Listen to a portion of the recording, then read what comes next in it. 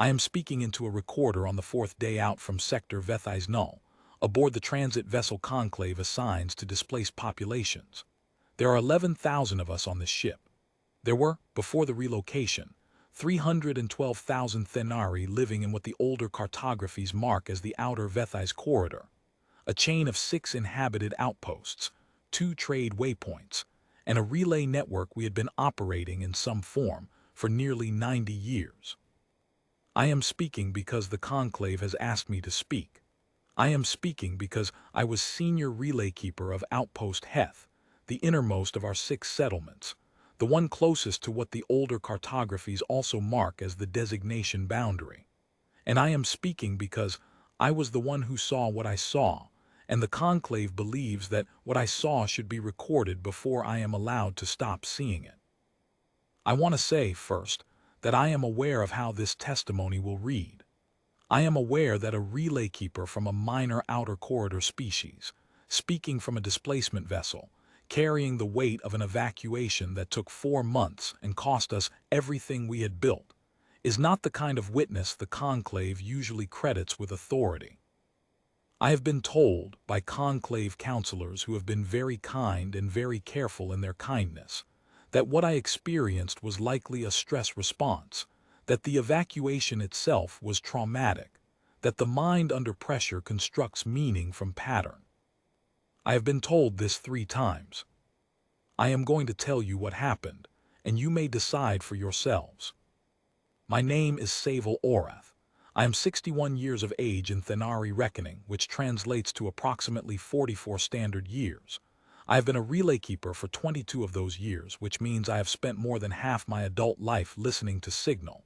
Relay keeping, for those unfamiliar with Thenari station operations, is not a passive task.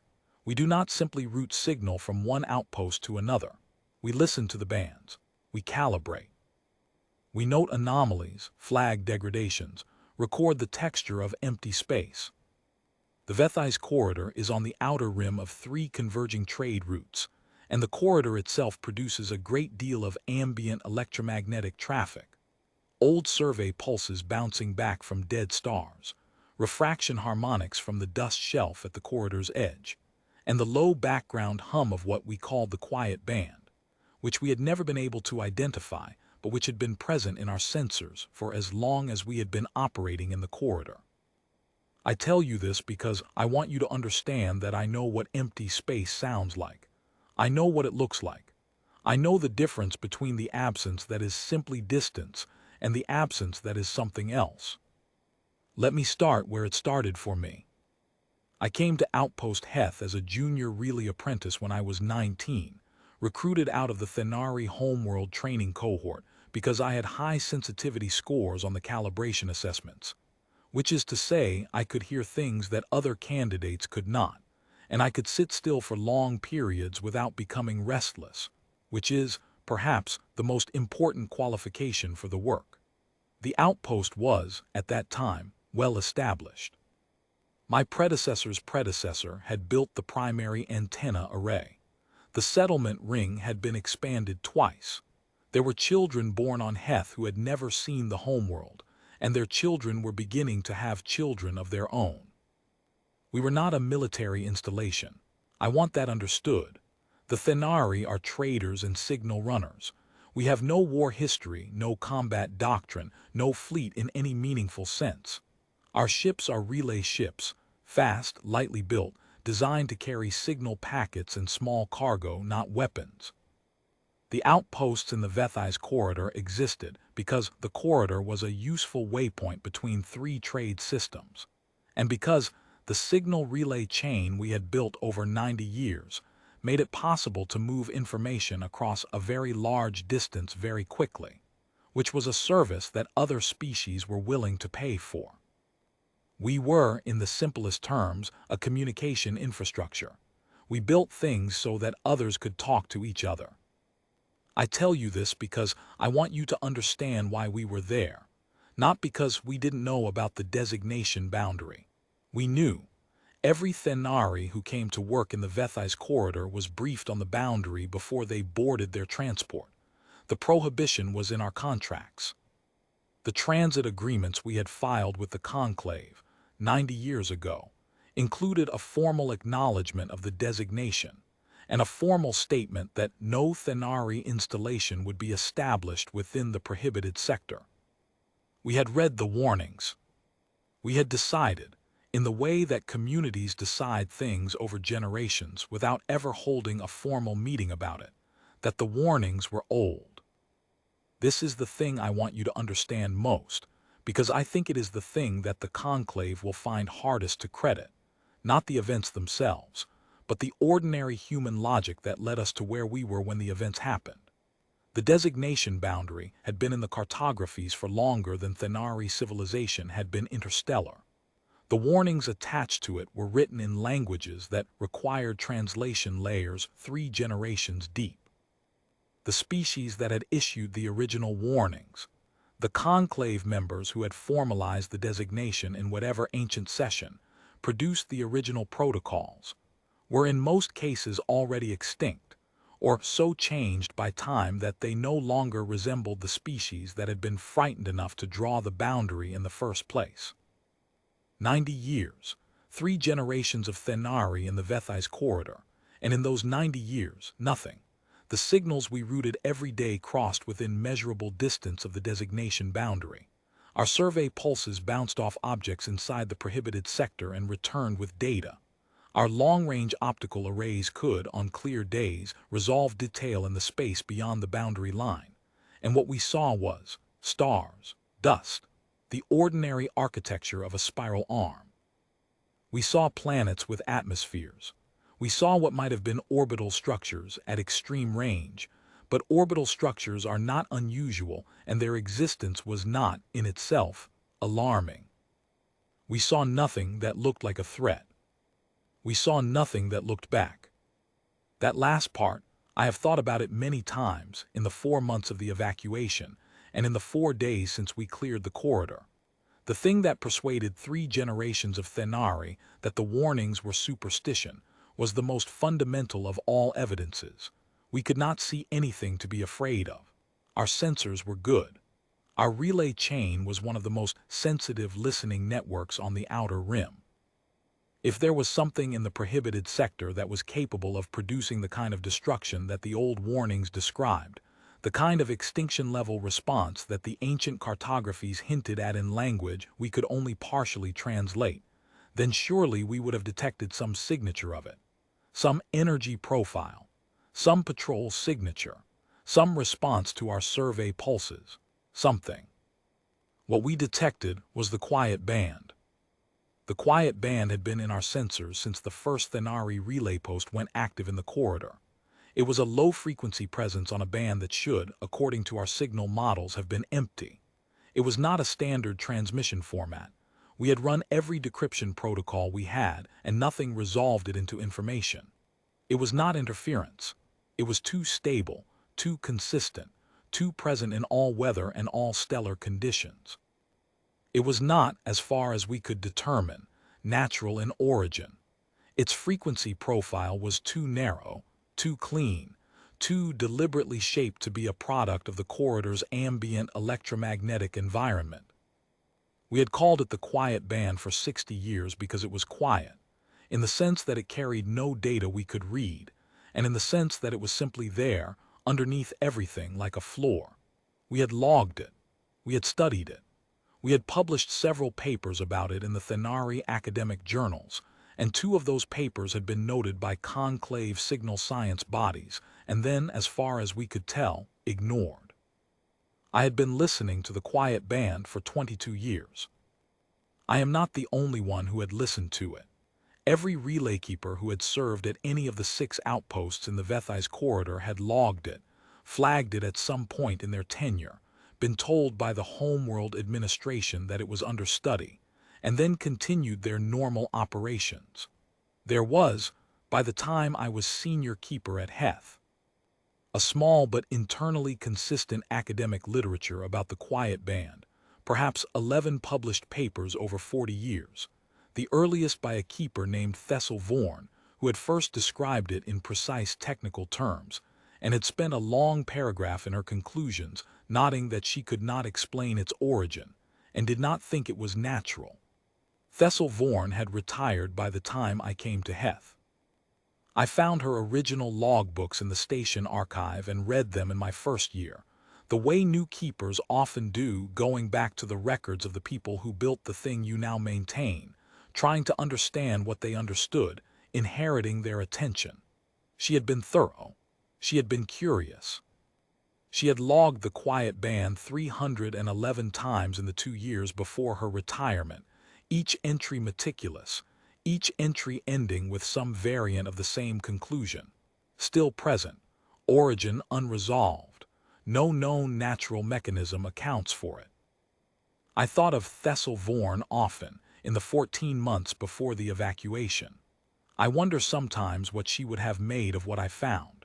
I wonder whether she suspected, in the private reasoning that doesn't go into official log entries, what the origin really was.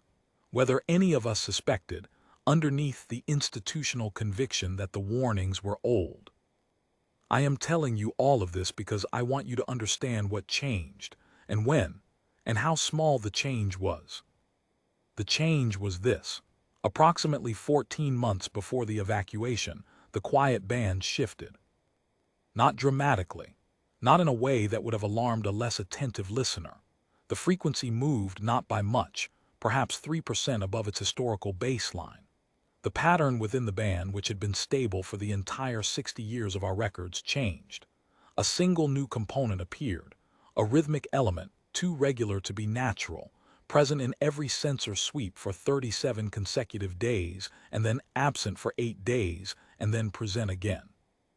This cycle, 37 days present, 8 days absent, repeated with a precision that I could calculate and project forward, and the projection matched the data each time. I logged it. I flagged it in my daily report. I sent the flag up the relay chain to Outpost Kess, the second outpost in the corridor, and from there to the Homeworld archives. The response I received, 14 days later, was a note from the Thenari Signal Science Bureau asking me to send my full sensor logs for the previous 18 months, and advising me that a review panel would assess the data within 6 to 8 standard months. I sent the logs. I waited. The review panel did not convene within 6 to 8 standard months. The quiet band continued its new cycle. Here is where I must be careful, because I am speaking into a conclave recorder, and the conclave will use this testimony in the formal assessment of the Vethais corridor incident. And I want to be precise about what I observed and what I interpreted and what I cannot account for. What I observed, in the 11 months between the first change in the quiet band and the day I am calling the beginning of the incident, was the following. The quiet band's new component, the rhythmic 37/8 cycle, did not remain stable. It modulated slowly over those 11 months, in a pattern that I initially could not describe but which, by the 8th month, I had tentatively characterized as directional. It was as if the signal was being aimed. Not at us specifically, I want to be careful here, but in the sense that its characteristics changed depending on where in the sky my sensors were pointed. When I swept east along the corridor toward the trade route junction, the signal presented with one frequency profile. When I swept west toward the designation boundary, it presented with another. The difference was small, but it was consistent. I began sweeping in a systematic grid. The signal had a gradient. It was strongest by approximately 7% when my sensors were aimed directly at the designation boundary. I filed a second flag. This one was marked Priority 2 rather than Priority 1, because I did not want to appear to be exaggerating. I wrote in the flag documentation that the gradient was consistent and reproducible, and that I believed it was significant, and I used the word significant very carefully, and I asked for a response within 30 days. The response came in 42 days. It was another note from the Signal Science Bureau, advising me that my previous logs had been received and were in queue for assessment, and asking whether the new data was related to the previous submission. I confirmed that it was. I was advised that both datasets would be assessed together. The review panel did not convene. I am not saying this to criticize the Homeworld administration. I understand now, with the clarity that comes from surviving something, that the bureaucratic delay was itself a kind of evidence, not of negligence, but of the very belief I described earlier, the three-generation conviction that the warnings were old, and that the designation boundary was a fossil of ancient fear. If the Signal Science Bureau had believed, at any level of its institutional consciousness, that there was something in the prohibited sector that was capable of what it turned out to be capable of, they would have responded differently. The delay was a measure of how thoroughly we had persuaded ourselves. I had persuaded myself too. I want to say that plainly. I logged the changes in the quiet band with the discipline of a keeper who has been trained to log everything, but I did not, in my private reasoning, believe that I was looking at a threat. What I believed, and I believe this was the right interpretation of the available evidence, given what I knew then, was that the quiet band was an artifact of some ancient infrastructure inside the prohibited sector, and that my sensors, after years of accumulating sensitivity adjustments, had finally reached a resolution threshold at which the artifact's internal modulation was becoming visible. I believed I was seeing something old, something left behind, something that had been running, unattended, for longer than our civilization had been listening. I did not believe I was seeing something that was watching me. The beginning of the incident occurred on what is now cataloged as Day 0 of the Vethais Corridor Incident File, which is a designation I find both clinically appropriate and somewhat strange to use when describing a morning I remember as ordinary. I had completed my calibration cycle. I had brewed a pot of the Heth strain tea that the agricultural dome had been producing for 40 years, from seeds that someone's great-great-grandmother had carried from the homeworld in a small tin. I had sat down at my station with the tea and the calibration logs, and I had begun my daily sweep. The quiet band was absent. This was unusual. In the 14 months I had been tracking the new component, the band had never been absent at the start of my calibration sweep. It had been absent during its 8-day off-cycle periods, yes, but I had timed my sweeps to include those periods, and I had noted that the band returned with extreme reliability at the close of each 8-day window, and by Day 0 I knew, down to the standard hour, when the band should be present. It was 12 hours early into the on-cycle period. The band should have been present. It was not. I noted this in my log and continued the sweep. At the second frequency range, the range adjacent to the quiet band's historical position, I found it. The signal had shifted, not by the small increment of the previous 14 months of modulation. It had shifted by a full 11% into a new frequency position, and its character had changed. The rhythmic element was gone. What I heard instead, and I want to be precise again about the word heard, because relay keeping is in many ways an act of listening even when the mechanism is electronic. What I received instead was a single, non-repeating pulse. One pulse, extremely clean, duration of approximately 4 seconds, then nothing. I ran the pulse through every analysis protocol I had. Standard signal formats, no match. Known conclave transmission standards, no match.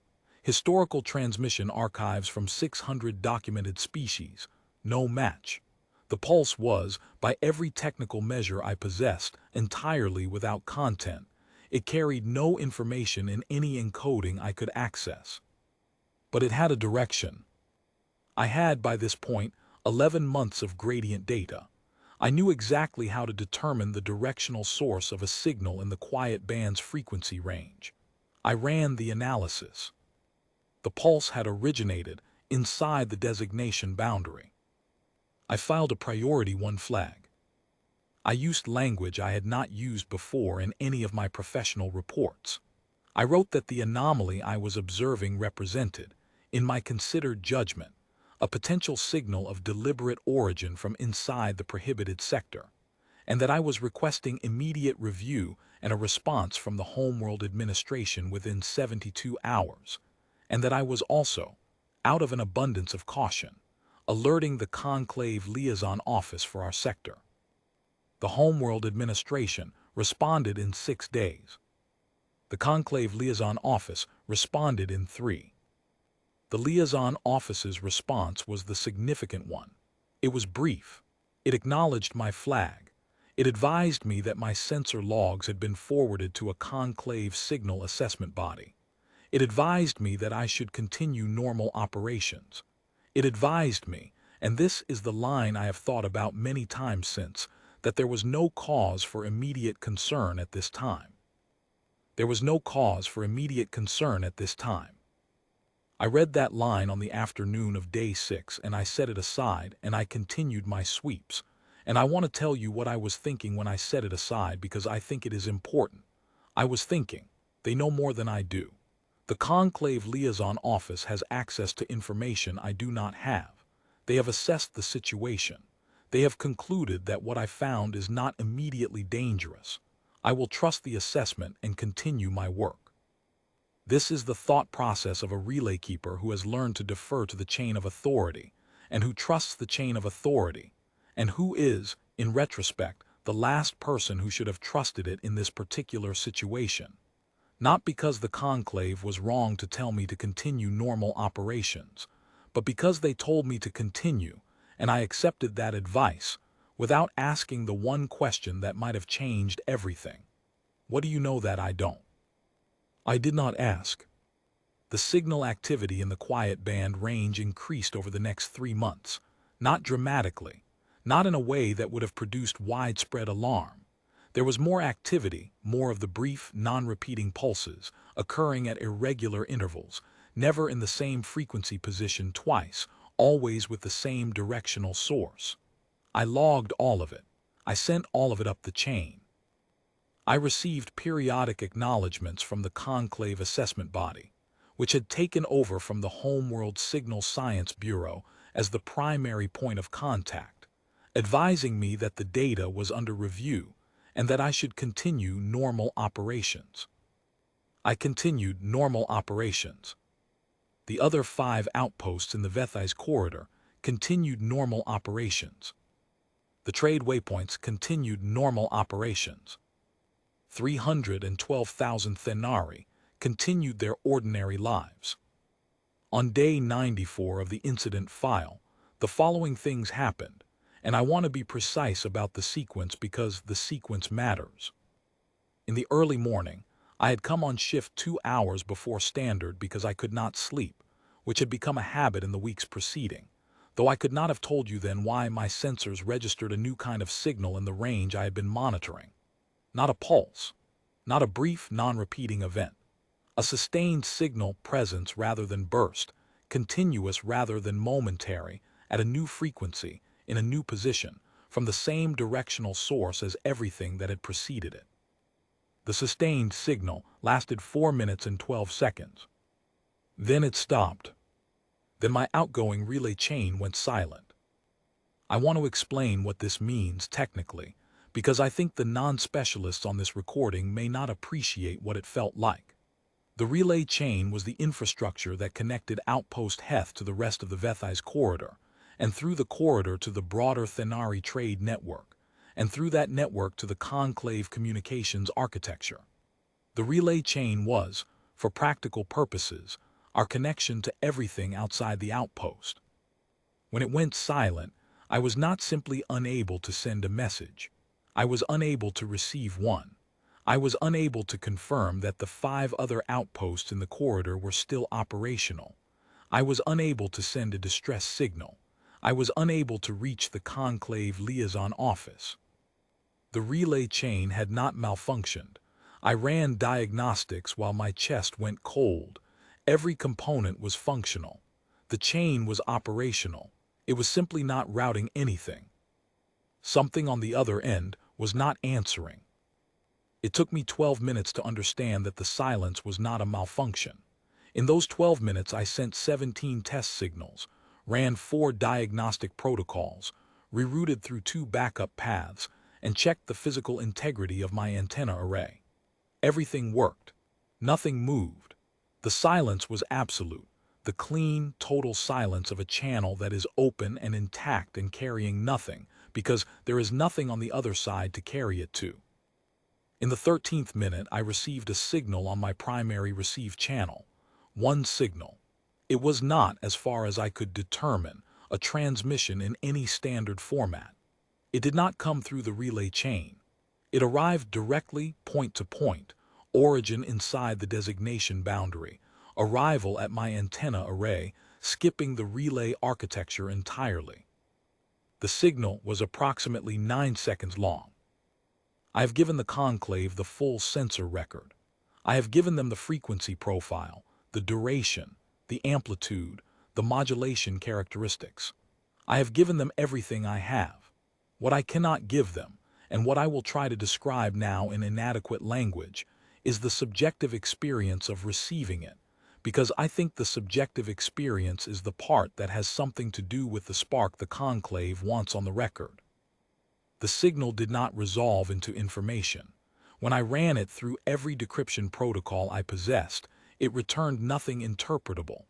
But there was something in it, some quality, some internal structure that I am going to describe as weight. I know that is not a technical term. I know that weight is not something a signal can carry in any measurable sense. But when I tell you that the signal had weight, what I mean is that there was something in its structure that I recognized as meaningful even before I could tell you what it meant. The way you recognize a sentence in a language you barely speak, hearing the shape and rhythm of it, and knowing, below the level of translation, that someone has said something real. The signal had weight, it lasted 9 seconds, and then it was done. I sat with it for a long time. And then, gradually, over the course of perhaps an hour, not all at once, not in a flash of revelation, but the way understanding comes when you have been listening to something long enough and your mind finally catches up to what your ears already know. I began to understand what I thought it said. I want to be very careful here, because I am aware that I may be wrong. I am aware that the interpretation I am about to offer is not verifiable by any technical instrument I possess. I am aware that a conclave assessment body will review the sensor record and apply analysis tools far more sophisticated than anything I had available at Outpost Heth, and their interpretation may differ from mine entirely. I offer mine not as authoritative, but as the account of the person who was present. What I believe the signal said was this: "We see you." Not words, not in any language I know, but the structure of it, the way it arrived, the way it was shaped, the way it resolved on my receivers, communicated to me something that I would translate as, "We have been watching, we have assessed the situation, we see who you are and what you are and where you have built and what you have built, and we have made a decision about you." I believe the signal was a verdict. I do not know what the verdict was. That is the part I cannot tell you because the signal did not tell me. What it told me was only that a verdict existed, and then it ended. The relay chain came back online 47 minutes later. When I was able to make contact, I reached Outpost Kess first. They had also experienced the silence. They had also received a signal, different in characteristics from mine, but present at approximately the same time, from the same directional source. By the time I had spoken with all 5 other outposts in the corridor, I knew that every installation in the Vethai's corridor had received a signal on day 94. Every signal was different in its specific characteristics. Every signal had come from the same source. Every relay keeper who received one described it the way I described mine, in the inadequate language of weight and presence, and something understood without being translatable. Every single one of them thought it was a verdict. We sat in the silence after the relay chain came back online, 6 outpost operators, spread across a corridor that stretched 112 light minutes from end to end, and we compared notes for 4 hours, and then someone said, "What do we do?" I have thought about that question many times in the months since. What we did was wait. We sent our combined reports up the chain to the Homeworld Administration and the Conclave Liaison Office. We described what had happened. We attached our sensor records, and then we waited. The Conclave responded in 8 days. The response was not from the Liaison Office. It was from a body I had not corresponded with before, the Designation Review Board, which is a body of the Conclave that, and I did not know this before I received their communication, has standing authority to recommend and implement population relocations in the vicinity of prohibited designations, should circumstances warrant. Their communication was 12 paragraphs long. The first 4 paragraphs acknowledged receipt of our reports and confirmed that the Conclave Signal Assessment Body had reviewed the sensor data from all 6 outposts and had reached a preliminary conclusion that the events of Day 94 represented, in their assessment, a significant development requiring immediate action. The 5th paragraph advised us that a formal review of the Thenari presence in the Vethais corridor had been initiated under the Conclave's designation proximity protocols. The 6th paragraph advised us that the designation boundary for what the Conclave formally calls the human designation, and here I want to note that this was the first time, in any official communication I had received, that the thing inside the boundary had been named with that specificity, had exhibited, in the Conclave's assessment, characteristics consistent with what the designation protocols describe as active awareness. I will pause on that term, because I think it is the most important one in the entire 12-paragraph communication. Active awareness. The designation protocols, I subsequently learned, distinguish between prohibited sectors that are designated for reasons of physical danger, radiation hazards, unstable stellar environments, contaminated zones, and prohibited sectors designated for reasons the protocols call awareness. The recognition by the Conclave that something inside the boundary is capable of perceiving, assessing, and responding to the presence of others. Most of the Conclave's designations are the first kind: dead zones, hazards, places that are dangerous because of what they are, not because of what they might notice. The human designation is the only one in the Conclave's current records that carries an active awareness rating. What this means, and I had to read several subsequent communications to fully understand this, is that the human designation is not prohibited because of what it might accidentally do to you. It is prohibited because of what it might deliberately do to you. The galaxy does not avoid it the way you avoid a field of mines. The galaxy avoids it the way you avoid a person who is watching you and has not yet decided what to do.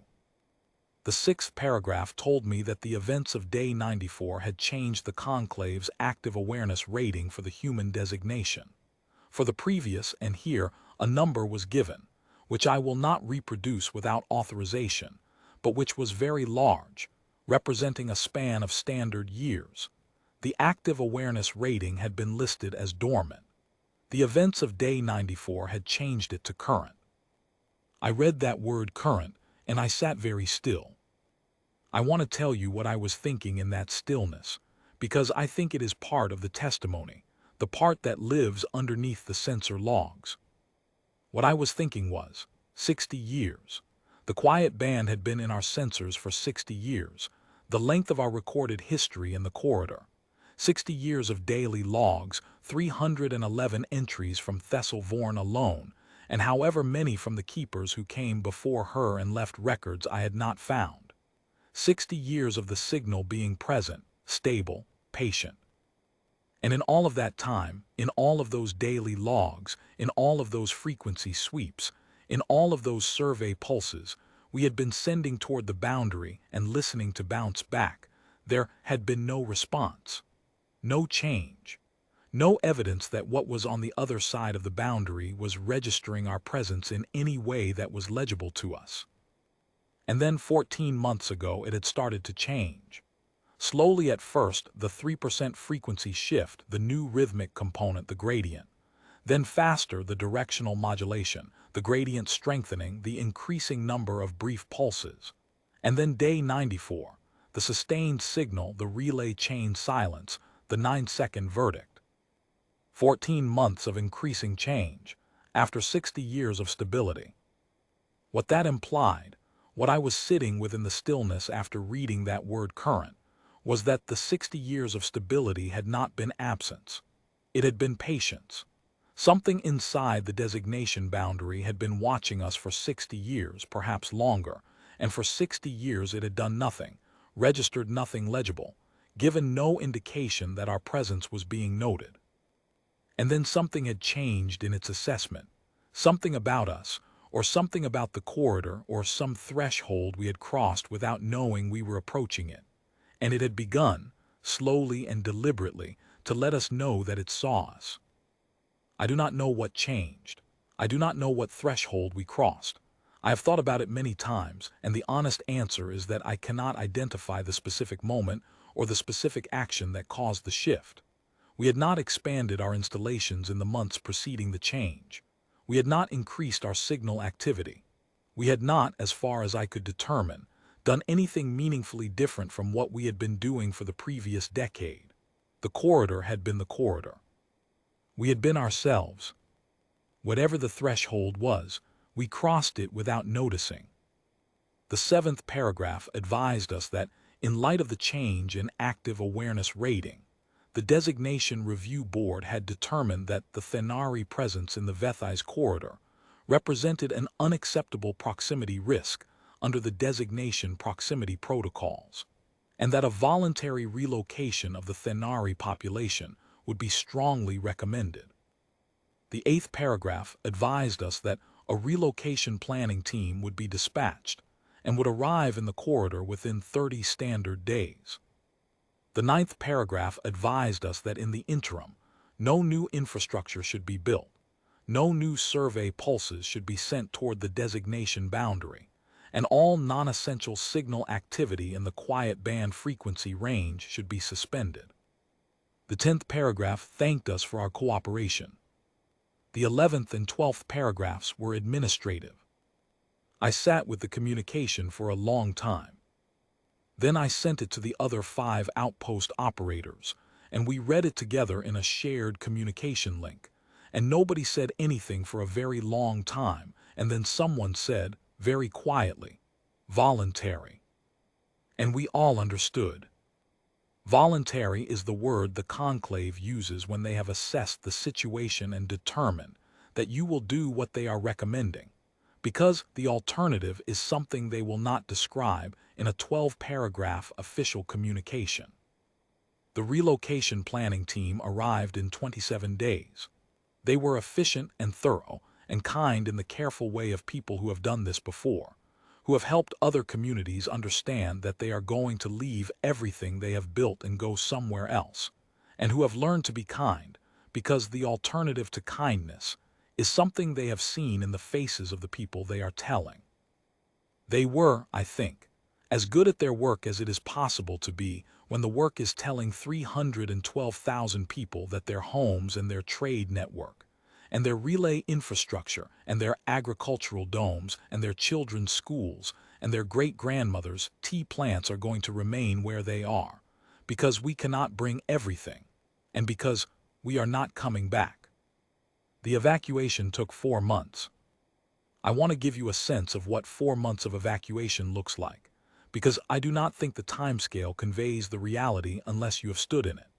4 months, for a population of 312,000, in an outer corridor settlement chain that was not designed to be evacuated, means every transport we had and every transport the relocation team could commandeer, running continuous convoys from the 6 outpost landing pads to the transit waypoints, ferrying people and the things they could carry, and the things that could be dismantled and crated, and the living plants from the agricultural domes and the archived records, and the medical equipment and the breeding stock, and the children first and then their parents, and then their grandparents, and then the workers who were staying behind to keep the infrastructure running long enough to move the last of the population out. It means watching a settlement you have lived in for 20 years become steadily quieter as the people leave. Not all at once, gradually. The school closes on one morning. The market stalls close on another. The public signal board goes dark. The lights in the residential ring dim as one section is sealed and then another. You walk corridors you have walked for 2 decades and you see, in the space where someone's garden used to be maintained, the marks of the planters being removed. You see the places where the children drew on the walls, which no one thought to clean because no one expected them to matter. And now they remain because there is no one left to clean them, and the walls are going to remain behind anyway, and the drawings will outlast everything. 4 months is a long time to watch a place you love become a place you used to live. I stayed because of the relay station. I stayed because the relocation team needed the station operational to coordinate the convoys. I stayed because I was good at the work and the work needed doing. I stayed, I think, also because I could not yet make myself get on a transport with my 2 carrying cases and the small tin of Heth-strain tea seeds and leave the antenna platform where I had spent 22 years listening to the sky. But I stayed, and I kept listening, and the quiet band was present throughout the evacuation, steady in its new cycle at its new frequency, with the directional gradient pointing at the boundary, and I logged it every day the way Thessel Vorn had logged it, 311 times, meticulous and curious and arriving always at the same conclusion. Still present, origin unresolved. The origin is not natural. I want to tell you about one moment in those 4 months, because I think it is the moment the conclave wants recorded, the thing they asked me here to say. It was during the 3rd month of the evacuation. Most of the outlying outposts had been cleared. Outpost Heth was among the last to go, because it was the closest to the boundary, and the relocation team had prioritized the outer settlements first, moving inward. By the 3rd month, I was one of roughly 9,000 Thenari still on Heth, down from the 40,000 who had been living there at the start of the evacuation. I was still operating my relay station. The relocation team had asked me to keep the station active because it was providing signal coverage for the evacuation convoys moving through the corridor. I was the last keeper at Heth, monitoring the bands and routing convoy signals, and doing the ordinary work of relay keeping in a settlement that had already become quiet in the way that only a place being abandoned can be quiet. Not the silence of emptiness, but the silence of removal, of everything that made a place inhabited being carefully packed and taken away, leaving only the infrastructure and the walls. On the 43rd day of the 3rd month, in the early morning, I was on shift alone in the relay station, and I received a second signal from inside the designation boundary. This one was different from the one on day 94. Day 94's signal had come to all 6 outposts. This one came only to me. I know this because I immediately checked the shared monitoring logs for the other operating stations in the corridor. There were 3 still active at that point, and none of them registered any anomaly. The signal was mine alone. It lasted 22 seconds. I ran every analysis I had. I sat with it for a long time. And then I filed my log and continued my shift and did not send a flag, because by that point I had learned that the flags would not produce a faster response than the situation itself was already producing, and because I had something else to do first, which was to understand what I believed I had received. I am going to tell you what I believe. I believe the first signal, the one on day 94, the one that went to all 6 outposts, was the assessment, the survey. The observation translated into a signal that was also, in some sense, the end of the observation. We have finished looking, and here is the fact of our looking, delivered to every point of presence you have established in this space, so that all of you know simultaneously that we have seen you.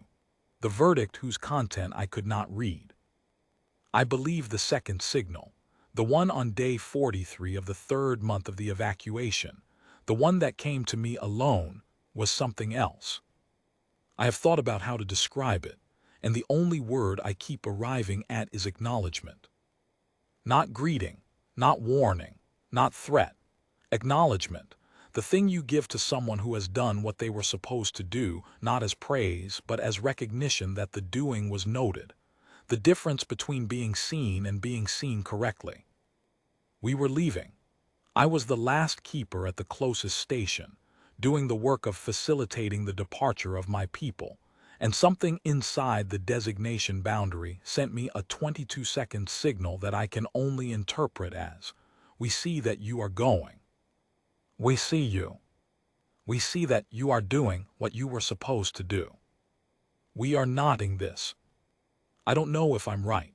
I have told you already that I may be wrong, and I mean it, and the conclave will analyze the sensor record and may arrive at a completely different interpretation and may be correct.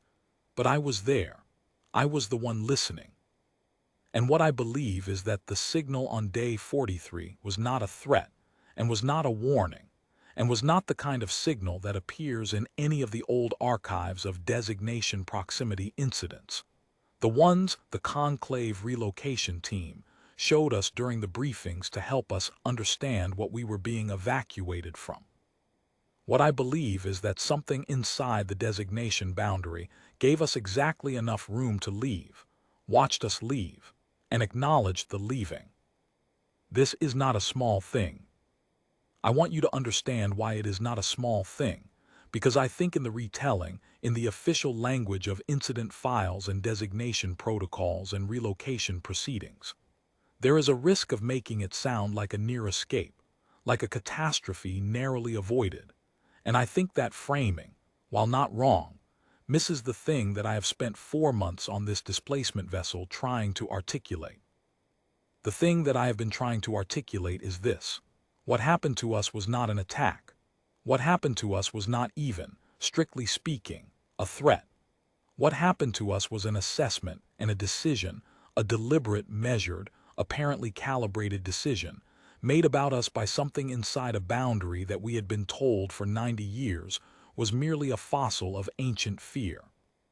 We had been told the warnings were old. The warnings were not old.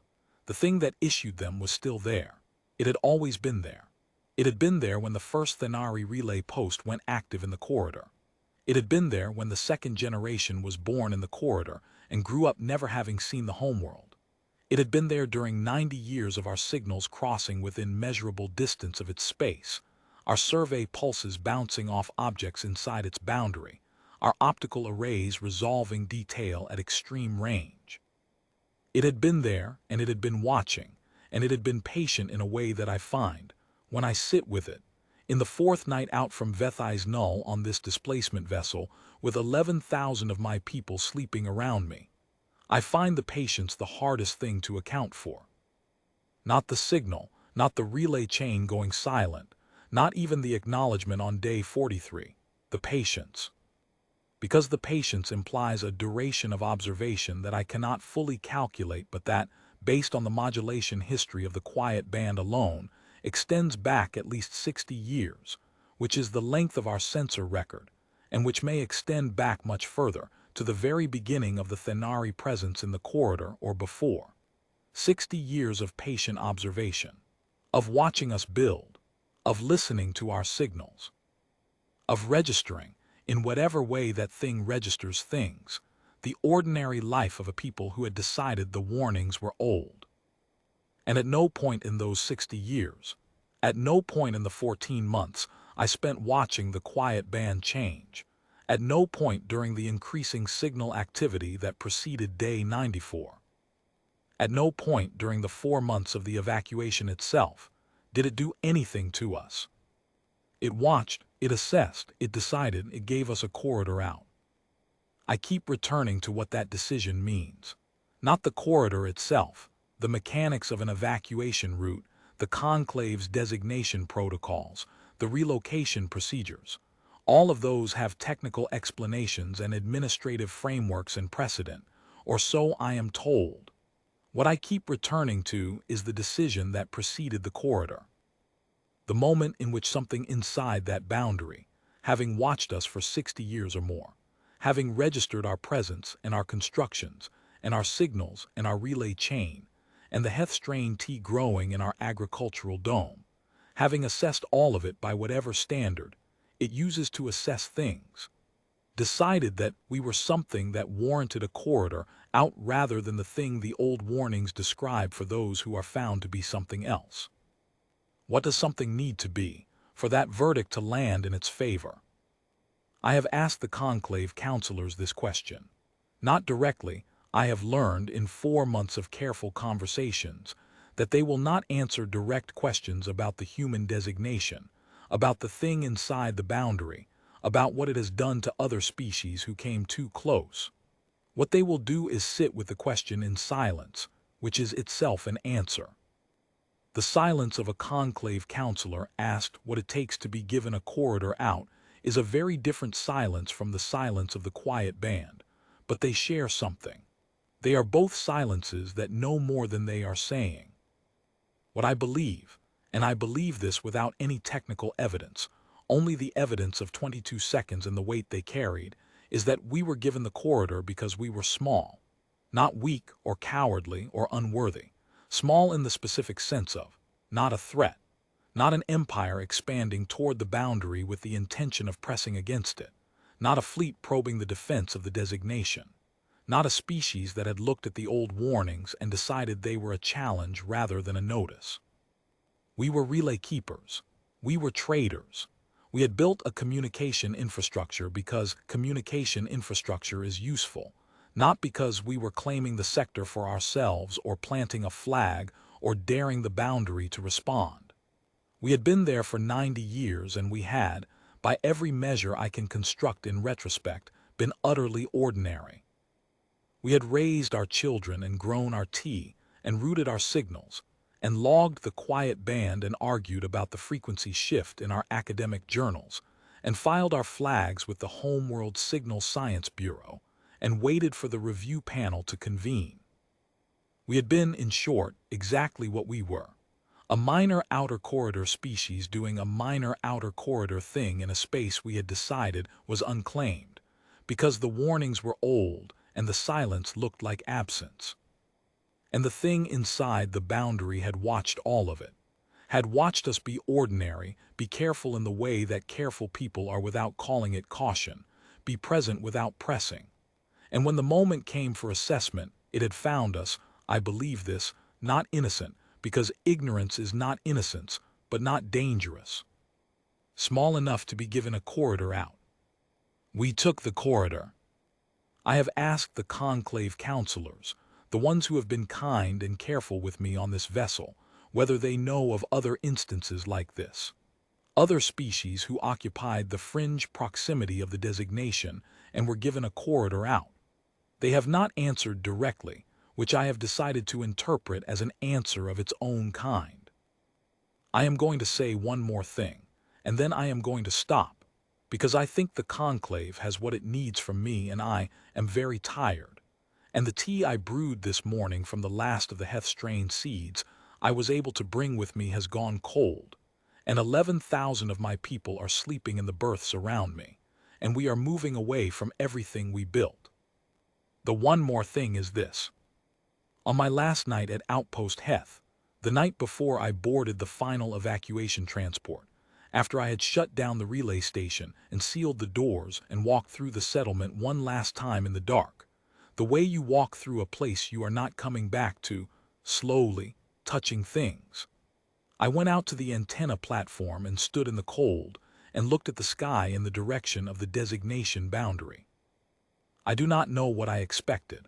I had received 2 signals. I had been given a corridor. I was leaving. There was nothing more for me to receive, nothing more for the thing inside the boundary to say to a relay keeper from a minor outer corridor species who had done what she was supposed to do. But I stood there for a long time anyway. The sky was dark. The stars were where they had always been. The dust shelf at the edge of the corridor made a pale smear across the upper quadrant, the way it always did. It was cold in the way that outpost platforms are always cold at night, the cold that comes up through the decking and settles in your joints, the cold you have spent 22 years not quite getting used to because it is always slightly worse than you remember. I could not hear the quiet band out there on the platform without my instruments. I could not verify whether it was present or absent.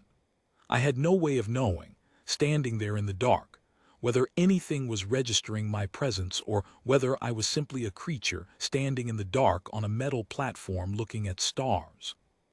I stood there for a long time, and then I went inside and picked up my case and got on the transport. We are on our 4th day out from Sector Vethais Null. I have given this testimony. The relay station at Outpost Heth is sealed and dark. The trade waypoints are sealed and dark. The agricultural domes, the schools, the relay chain that took 90 years to build, all of it is still there, as far as I know, in the corridor that runs up to the edge of the designation boundary. I do not expect it will remain there for long. Not because anything will destroy it. I do not believe it will be destroyed. I believe it will simply be present, in the vicinity of something that has been patient for longer than I can calculate, and that the patience will continue as it has always continued, and the silence that people mistake for absence will remain what it has always been. Not the silence of nothing, but the silence of something that has decided, for now, not to speak. The warnings were not old. We should have listened. We should have asked ourselves why the silence in the quiet band was so clean. Why, in 60 years of listening, not one stray harmonic, not one sign of the ordinary electromagnetic noise that living systems produce, had ever bled through from the space on the other side of that boundary. We should have asked ourselves what kind of discipline produces that kind of silence. What kind of attention? We thought the boundary was a fossil. It was a line drawn around something that was still there, that had always been there, that would always be there, patient and watching, and capable of making decisions about us that we had no way to appeal and no mechanism to resist and no option but to accept, if we were wise enough to understand what we had been given. We were given a corridor out.